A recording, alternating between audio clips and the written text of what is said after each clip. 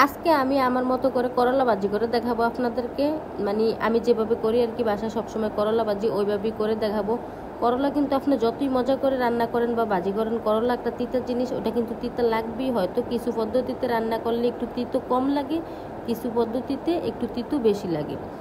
আর এই যে আমি যেভাবে রান্না করি এভাবে কিন্তু একবারেই কম তিতো লাগে। লাগে না যে এরকম না, তিতো কিন্তু লাগেই, কম বেশি কিন্তু কম লাগে আর কি।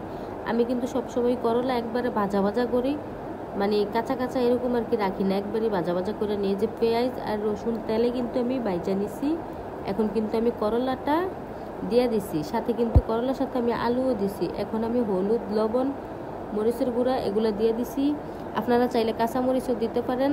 আমার কাছে এখন আপাতত কাঁচামরিচ নাই, আর আমি কাঁচামরিচটা কমই খাই, বেশি একটা খাই না। মাঝে মধ্যে কিনে আনলে, মানে ঘরে থাকলে কোনো তরকারিতে দেই, তাছাড়া দেই না, না থাকলে দেই না। কাঁচামরিচটা আমি কম কিনি।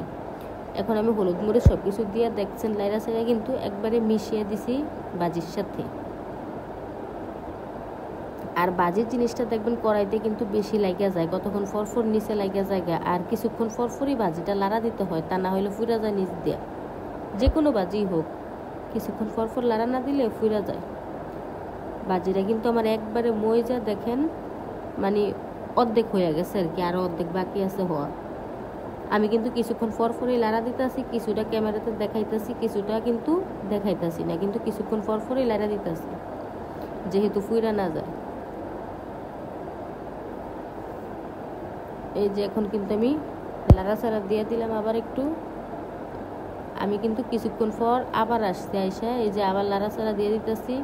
করলা ভাজিটা কিন্তু ভাজা ভাজা করলে, এই ভাজা ভাজা করলা ভাজি দিয়ে ভাত কিন্তু অনেক মজা লাগে, গরম ভাতের সাথে খায়া দেখবেন অবশ্যই।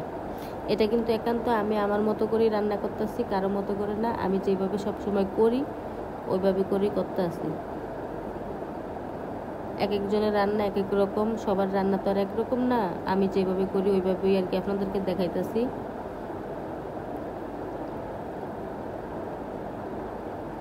এই দেখেন করলাটা কিন্তু আমার অনেকটা ভাজা ভাজা হয়ে গেছে, আমি আরেকটু ভাজা ভাজা করব।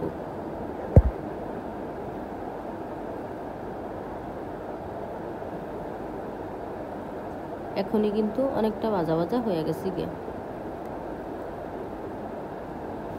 আর করলা এমন একটা জিনিস, কেউ কিন্তু 100% শিওর দিয়ে বলতে পারবো না যে করলা একটু তিতা লাগবে না, এটা কিন্তু কেউই বলতে পারবে না। কম আর বেশি কিন্তু তিতা লাগবে।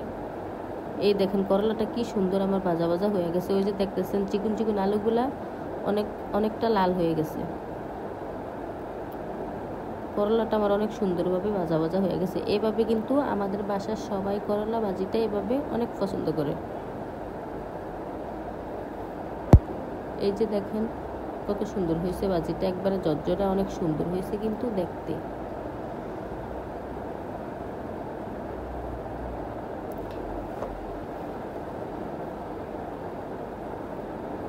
এখন কিন্তু আমি ভাজিটা এই যে ছোট একটা কড়াইতে ডাইলা নিছি। এই দেখেন মাশাআল্লাহ কত সুন্দর দেখা যাইতেছে, কালারটা একবারে ভাজা ভাজা হয়ে গেছে, অনেক সুন্দর হয়েছে কিন্তু। আর এইভাবে কিন্তু অনেক মজাদার, আপনারা সেম এরকম করে যদি ভাজি করেন দেখবেন খুবই মজা লাগে। সবাই ভালো থাকবেন, সুস্থ থাকবেন, আল্লাহ হাফেজ।